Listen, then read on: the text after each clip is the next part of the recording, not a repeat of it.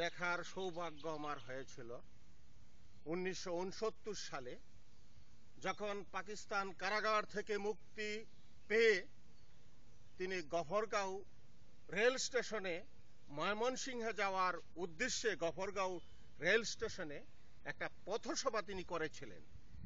সেই পথসভাতে আমি নেতাকে দেখেছিলাম। মনে হয়েছিল নেতা হওয়ার জন্যই তার জন্ম হয়েছে।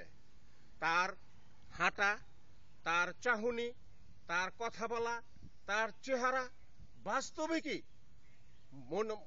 আকর্ষণীয় এবং মুগ্ধকর।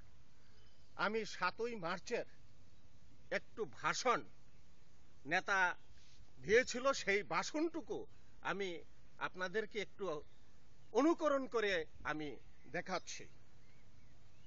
ভাই ও বোনেরা আমার, অত্যন্ত ভারাক্রান্ত মন নিয়ে আমি আপনাদের সামনে হাজির হয়েছি।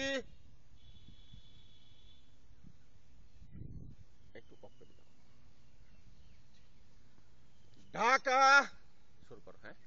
ঢাকা, চট্টগ্রাম, রাজশাহী, খুলনা, রংপুর প্রভৃতি স্থানে আমার লোককে হত্যা করা হয়েছে। আমি আমার ভাইয়ের রক্ত পেরিয়ে অ্যাসেম্বলিতে যেতে পারি না। রক্ত যখন দিয়েছি, রক্ত আরো দিব। এ দেশকে মুক্ত করে ছাড়বো ইনশাল্লাহ। গড়ে গড়ে দুর্গ গড়ে তোলো, যার যা কিছু আছে তা নিয়েই আন্দোলনে ঝাঁপিয়ে পড়ো। ভাইয়েরা আমার,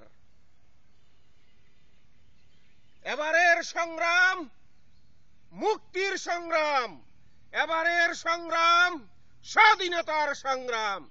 জয় বাংলা।